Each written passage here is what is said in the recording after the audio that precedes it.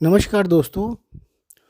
29 मार्च 2025 को शनि गुरु की राशि मीन में प्रवेश कर जाएंगे और 3 जून 2027 तक मीन राशि में ही रहेंगे और अपने प्रभाव देंगे।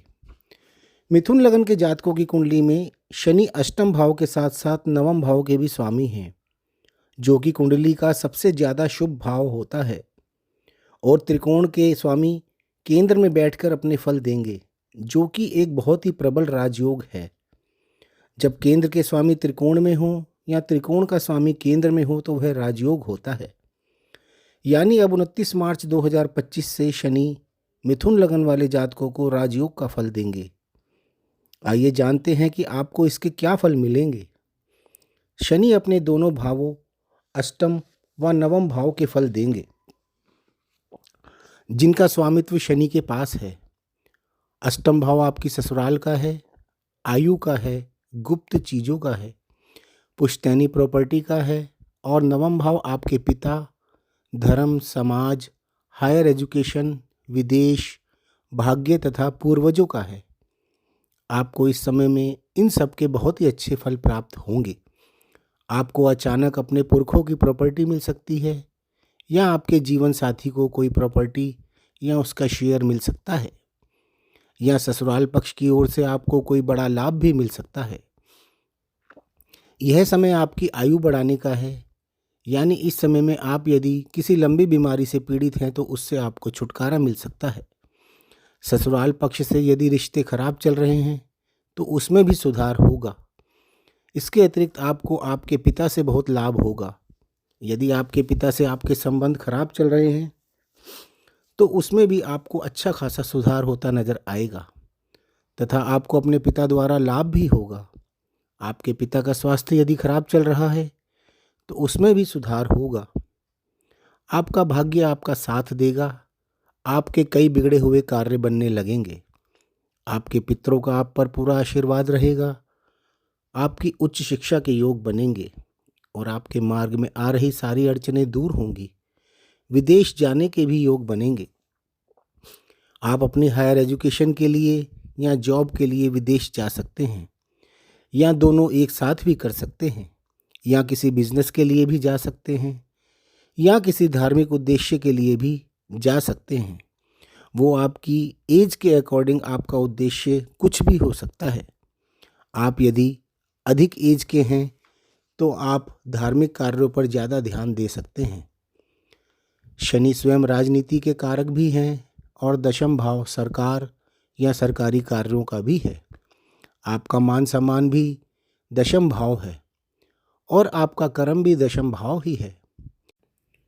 यह समय राजनीति से जुड़े लोगों के लिए बहुत ही विशेष रहने वाला है। शनि का आप पर पूरा आशीर्वाद रहेगा और आप अवश्य ही कोई पद प्राप्त कर सकते हैं। सरकारी कार्यों में आ रही रुकावटें दूर होंगी। जॉब में प्रमोशन होकर किसी अच्छी पोस्ट पर आ सकते हैं।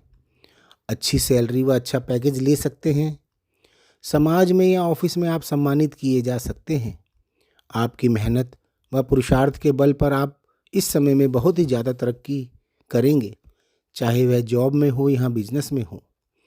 शनि दशम भाव में रहकर आपको 7 जून 2027 तक बहुत ही अच्छे फल देने वाले हैं।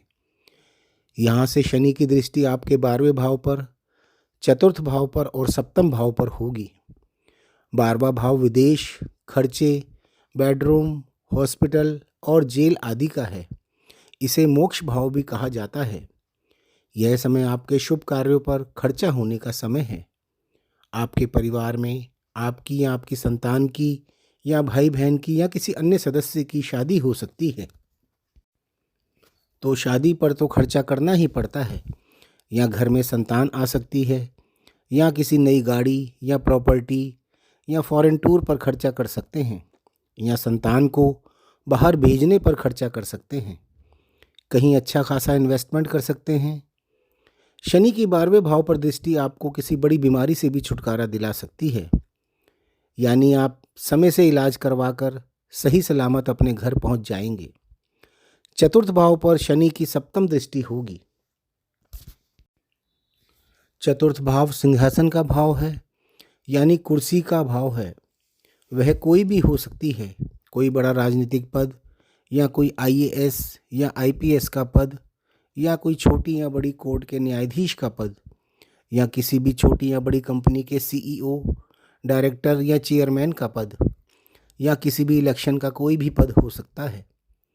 इसके अतिरिक्त चतुर्थ भाव आपके मकान, दुकान, ऑफिस, फार्म हाउस या हर छोटी या बड़ी से बड़ी संपत्ति को भी दिखाता है और आपके छोटे से लेकर बड़े तक सभी वाहनों को भी दिखाता है, जिसमें साइकिल से लेकर टू व्हीलर सभी कारें, बसेस, शिप्स, एरोप्लेन्स, हेलीकॉप्टर सभी आ जाते हैं।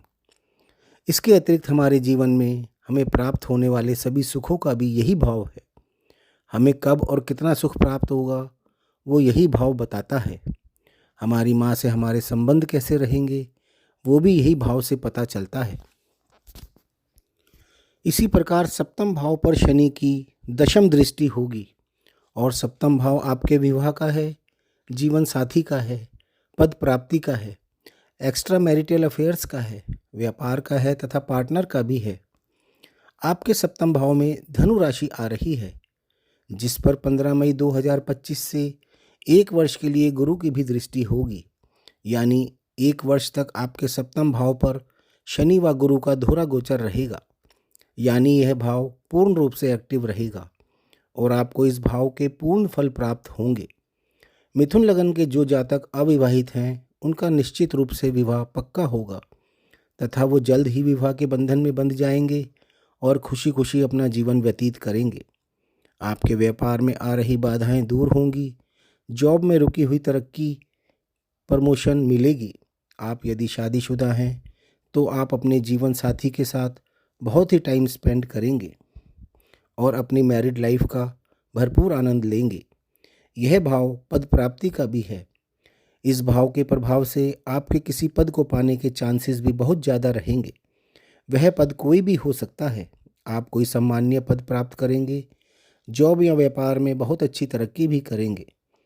कुल मिलाकर यह समय मिथुन लगन के जातकों के लिए बहुत ही शुभ रहने वाला है।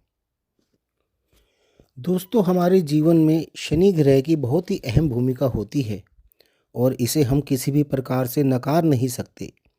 एक राशि में 2.5 वर्ष तक रहने के कारण इसका सबसे ज़्यादा प्रभाव हमारे जीवन पर पड़ता है और शनि को न्यायप्रिय भी कहा जाता है और न्यायप्रिय होने के साथ शनि दंडनायक भी हैं, यानी हमारे कर्मों का हिसाब शनि एक न्यायाधीश की तरह करते हैं और अपनी दशा, अंतर्दशा, ढैया या साढ़े साती में गलत कार्य करने वाले को इसका दंड भी देते हैं और अच्छे कर्म करने वालों को उसका अच्छा फल भी देते हैं।